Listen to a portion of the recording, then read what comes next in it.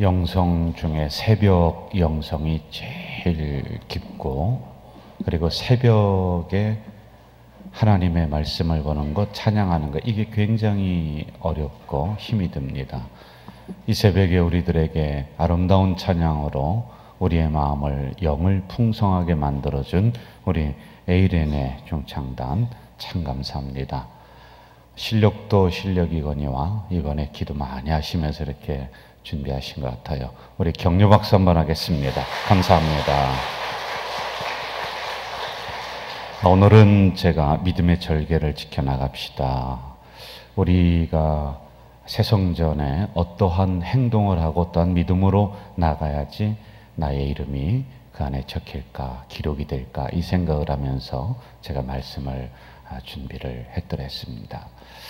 저도 새벽에 늘 새벽 기도를 하면서 설교를 하지만은 새벽이 굉장히 여러분들의 영이 침체되어 있는 시간이에요. 그래서 이걸 이제 막 깨우는 게 힘이 들기도 합니다. 그러나 오늘 우리가 말씀에 집중하면서 짧은 시간이지만은 이 말씀에 은혜가 되기를 주의 이름으로 부탁을 드리겠습니다.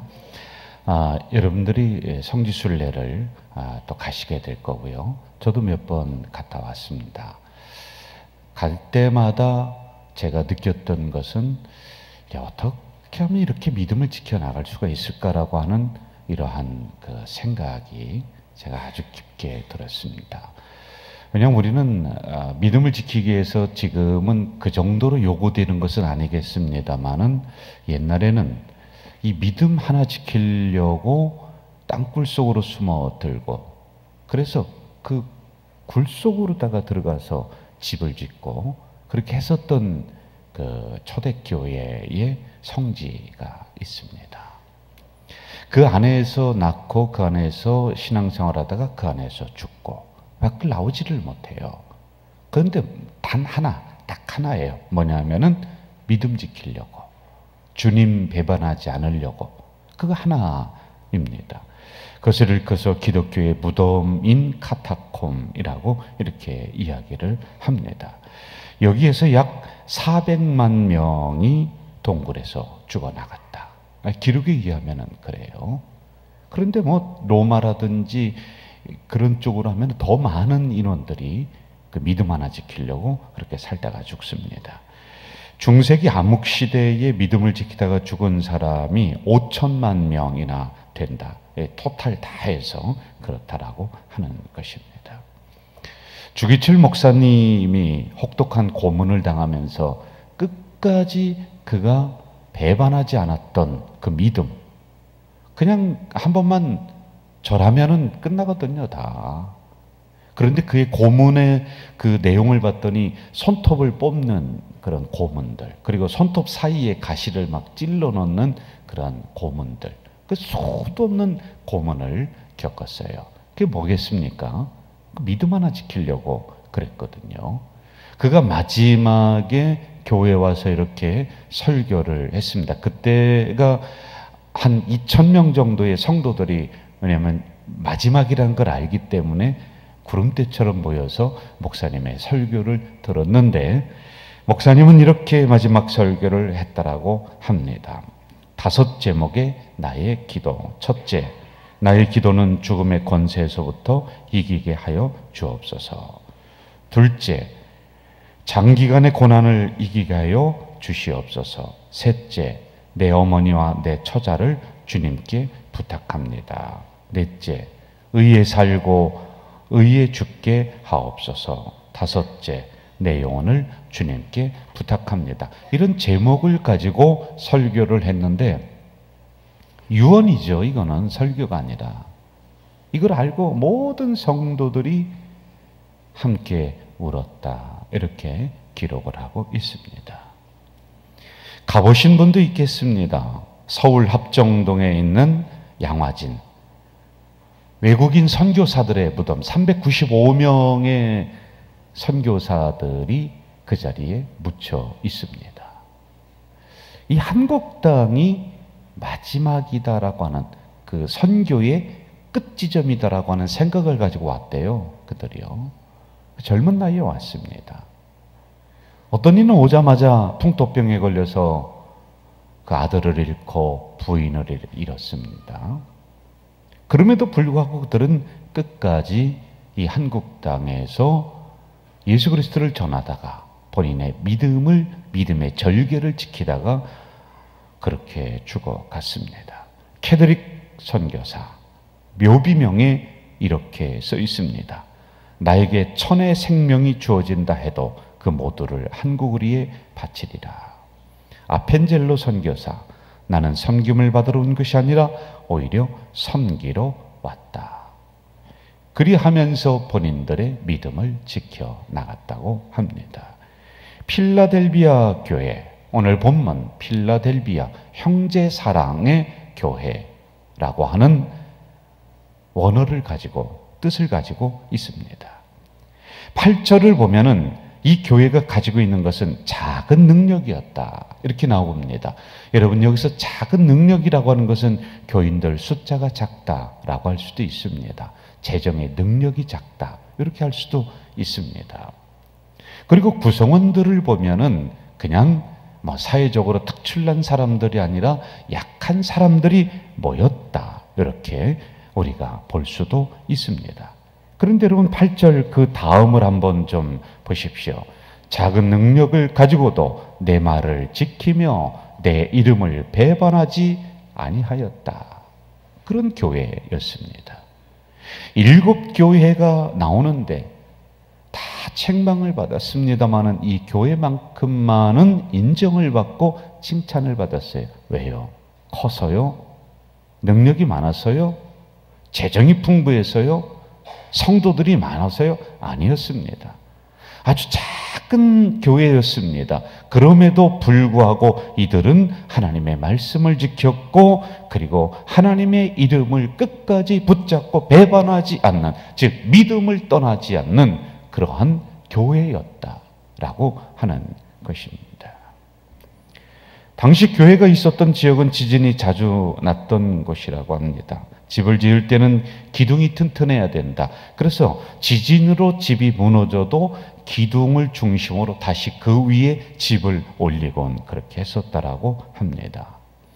요한계시록 쓰여진 당시 10일 동안 환난을 받으리라. 이 문구는 10명의 황제들이 이제 지배하면서 기독교를 말살시키는 그런 작업들이 있었던 당시에 이 교회가 쓰여졌고 이 본문이 쓰여졌었던 겁니다.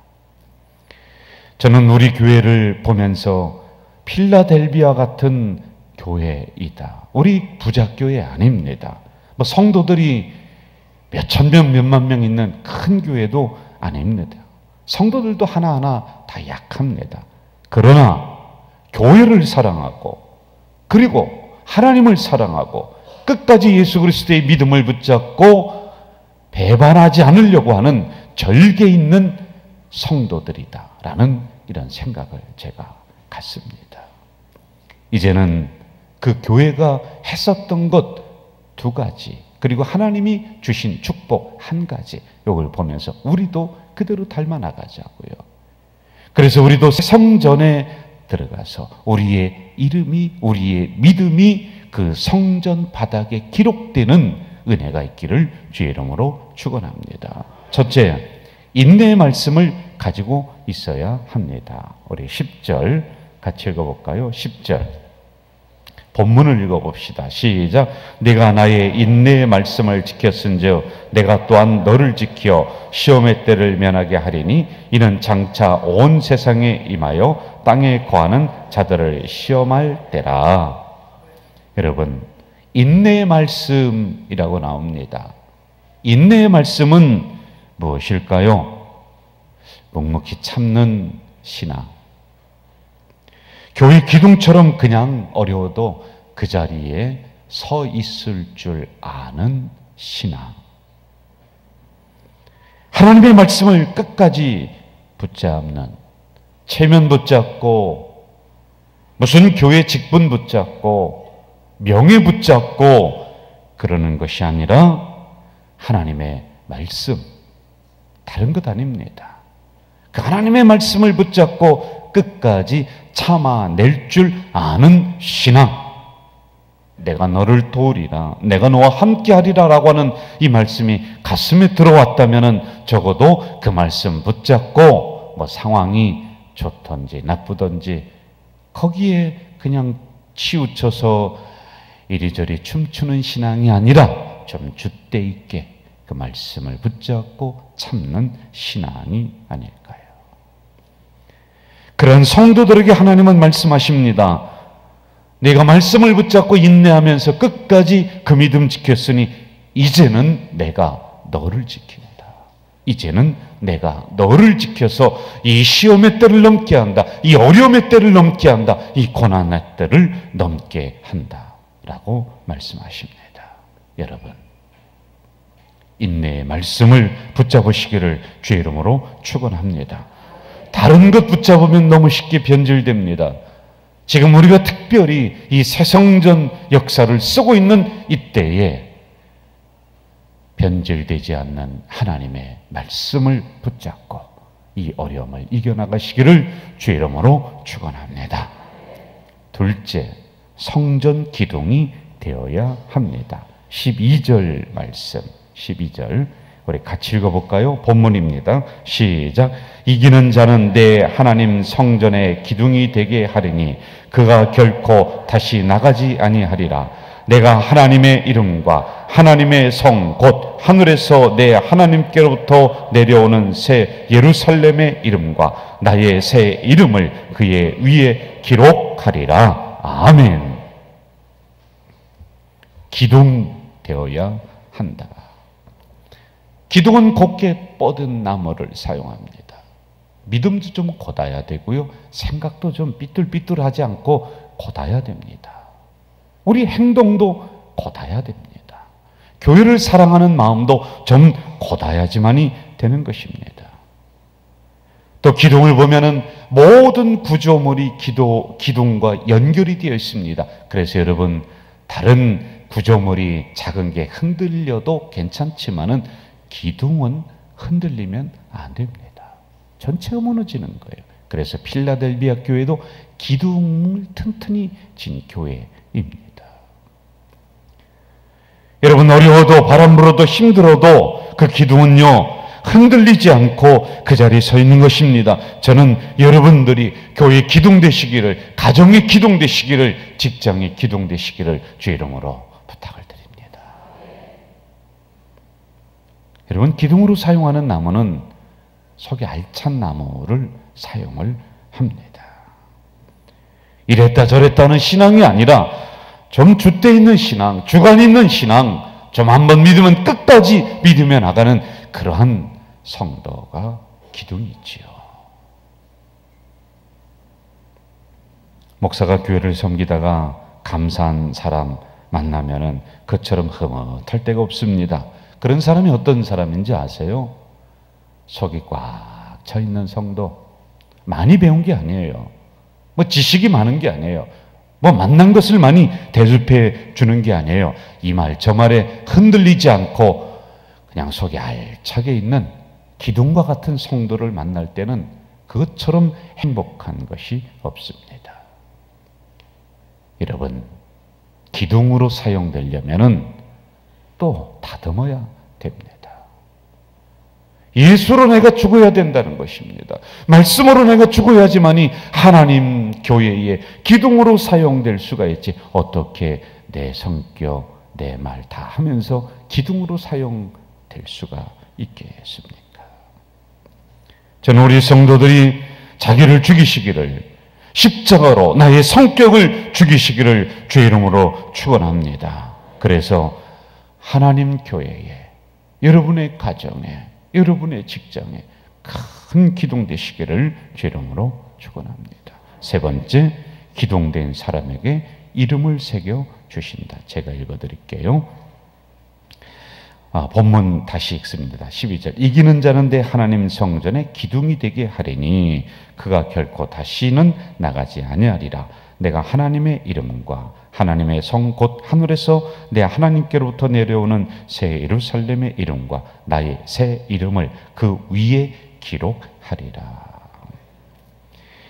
원래 성전 기둥에는 그 교회에 헌신했었던 제사장들, 목회자들 이름을 이렇게 기록을 했었던 그런 풍습이 있었다라고 합니다. 그런데 오늘 본문에는 세 가지 주십니다. 하나님의 이름, 이것은 창조주 하나님이라고 하는 뜻. 여러분, 교회는 하나님이 주인이십니다. 이 이름이 이 위에 있는 거예요. 이 위에요. 그리고 두 번째, 새 예루살렘의 이름을 주신다. 이것은요, 여러분들에게, 저에게 하나님이 하늘의 시민권을 우리에게 준다. 그리고 주님의 새 이름을 새겨주신다 라고 하는 것입니다. 자, 이 뜻은 뭐냐면은 다듬어지고 베어지고 흔들리지 않고 무거운 짐을 지고 걸어가는 기둥과 같은 여러분들 위에 우리 주님께서 주님의 이름으로 인을 딱 쳐주신다는 것이에요. 그러므로 여러분들의 이름이 성전에 기록되는, 영원히 지워지지 않는 주님이 보장해 주시는 놀라운 이름이 된다라고 하는 것입니다. 저는 이러한 축복이 오늘 이 새벽에 나온 우리 성도들에게 임하기를 주 이름으로 축원합니다. 이 새벽에 나오지 않았지만은 우리 가자들께 모든 공동체 한 사람 한 사람 위에 우리 주님께서 보장해 주시는 그 도장을 꽉 찍으시고 우리에게 시민권을 주시고 하나님이 주인 되시는 우리 가자제일교회 이 성전에 우리의 이름이 다 기록되기를 주 이름으로 축원합니다. 여러분, 그 이름은 지워지지 않습니다. 그 이름은 영원히 빛날 이름입니다. 그 이름은 영광된 축복의 이름입니다. 귀 있는 자는 성령이 하시는 말씀을 들을지어다. 할렐루야. 여러분, 이 시간에 우리 찬양하겠습니다. 할 수 있다 하시니 나의 능력 주 하나님, 의심 말라 하시고 물결이를 걸라 하시네. 믿음만이 능력이라 하시네. 믿음만이 능력이라 하시네. 여러분, 우리 박수치면서 정말 배반하지 않고 믿음을 끝까지 지켜나가서 하나님 성전 기둥에 나의 이름이 딱 기록될 수 있도록 여러분, 이 시간에 우리 찬양하면서 박수치면서 찬양하겠습니다. 박수치면서 합시다.